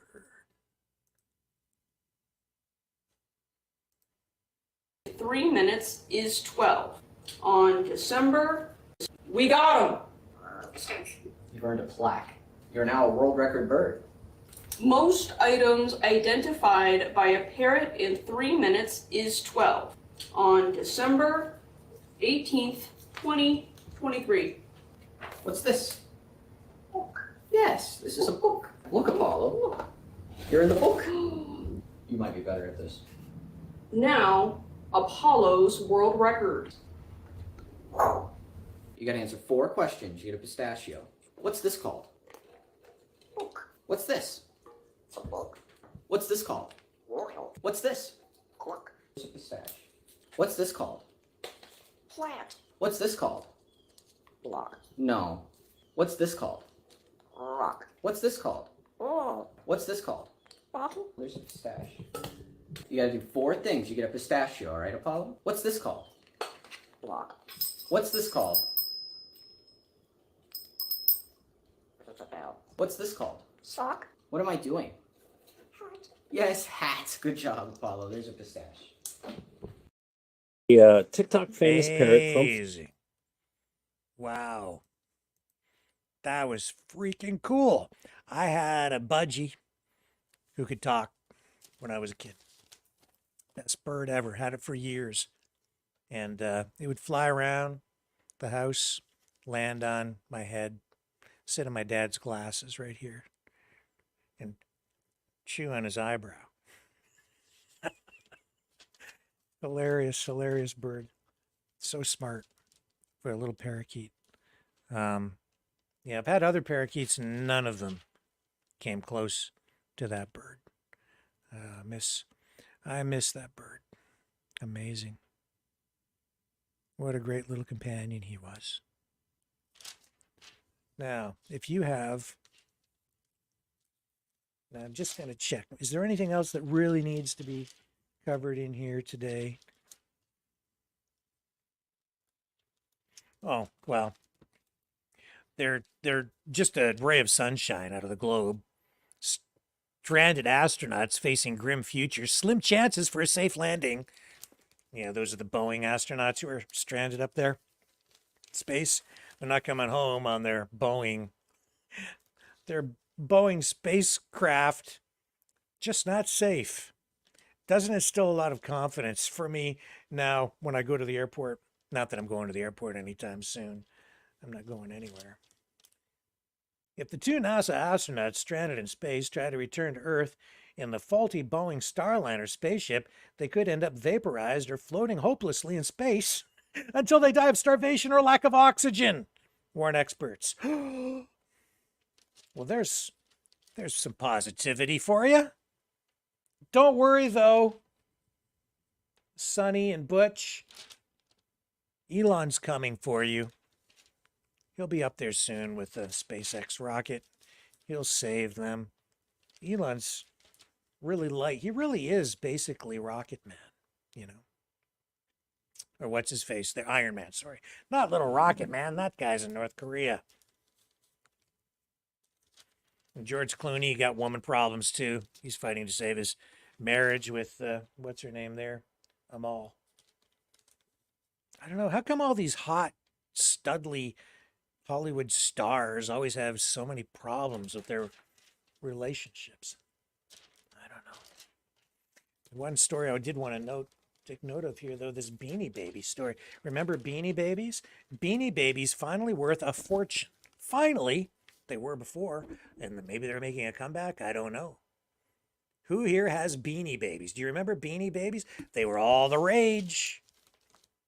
They seem to have disappeared. I don't really see them around anymore. I'm sure there's some people out there who still collect them. It says, do you have $1 million payoff gathering dust in your attic? If you collected Beanie Babies in the 1990s and held on to the cuddly creatures, you might be surprised how much some of them are worth today. Since they made their debut in 1993, their manufacturer, Ty Warner, promised they were a great investment by restricting the quantity of each baby it produced and retiring characters after a certain amount of time. But not all beanies are created equal. And then it lists some of the Beanie Babies that are listed for unbelievable amounts of money at the bottom. Some of them are worth tens of thousands of dollars. Jolly the Walrus, $32,000. Patty the Platypus, $19,000. There are pictures of them down here on the bottom.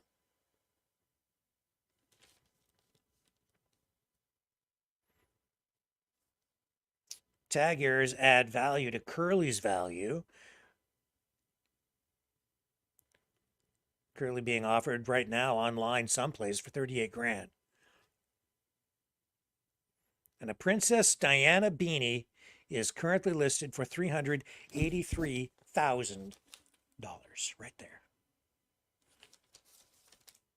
Would you pay $383,000 for a Princess Diana beanie? I don't know. Now, I am old. Today is my birthday. My wife gave me a card. And she didn't make me feel like a spring chicken, I'll tell you that with this one. It says, remember when there were only 3 TV channels? Yep. Remember when music came on vinyl? Yeah. Yeah. Making a comeback, though. Just want to let you know. Everything old is new again, and everything good does come back. So I do remember vinyl. And remember when the only computer you had in your home was a calculator? Oh, yes, I do. But I'm so old that I'll go one further than that. Says, remember when people used to give you presents on your birthday instead of just cards? Ah, the good old days. Yeah, this is what I got for my birthday. But in terms of the calculator, not only do I remember when the only computer in my house was a pocket calculator, I remember, and maybe you do too, in the time before, in the before times, the way before times, when there were mechanical calculators, this before electronic calculators. I remember the very first electronic calculators, but I also remember these. Do you? So here's an Adiator. This one is a 1970s model. The company that made this was a German company. Started building them in 1920s, went up all the way to the 80s. And at that point, digital calculators took over. Here's how it works. It's based on a system invented by the French guy called Trudeau. So let's say I have, I don't know, let's say $59.35. Okay, you can see that? 5935. Now I'm using dollars and cents, but we could just use any number. Imagine I want to add $11.80 to that, right? So 0, don't do anything. 80, I have an 8 here, so in the 8, and you can see here I've got a little star here. And I go up and over, again a little arrow. This is $11, so I want to go to the 1, up 1, and then I'm adding 11, so here we go, 71.15. Now the cool thing, if I flip it over, I have subtraction. So let's take $11.80 away from 71.15. Start with 0, 80 cents, hit the 0, nothing to do. Now again, we've got 80 down as far as we can, little arrow upwards. And now again, we're taking away 1. You can see that little arrow is the 1 from the 11. And then I take 1 away again because it's 11. And now we're back to 59.35. So in this slim little package, you could add, subtract in a very efficient and easy to use manner. And that's the addiator. I remember kids bringing those to school and getting into trouble because the teachers would get upset and they would say, "You put those calculators away." We weren't allowed to use them in class. And when the electronic calculators came out, same thing. You weren't allowed to use those things in class. Today, things have changed, haven't they? Yes, they have. Oh, you youngins out there, you kidlets, you're all cheating. No wonder you can't do math. But that's okay, because when World War III breaks out and it goes nuclear and we're bombed back to the Stone Age, I can still do math. I can still do basic math. Basic math, anyway. I am so old, unfortunately, that when I tried to calculate my age today, I took off my shoes and socks and I still ran out of fingers and toes, so I'm just not sure how old I am. That being said, I will be back tomorrow night, 7 p.m. Eastern Standard Time. Thank you, everybody, for hanging out with me here tonight. I'll see you all tomorrow on the flip side.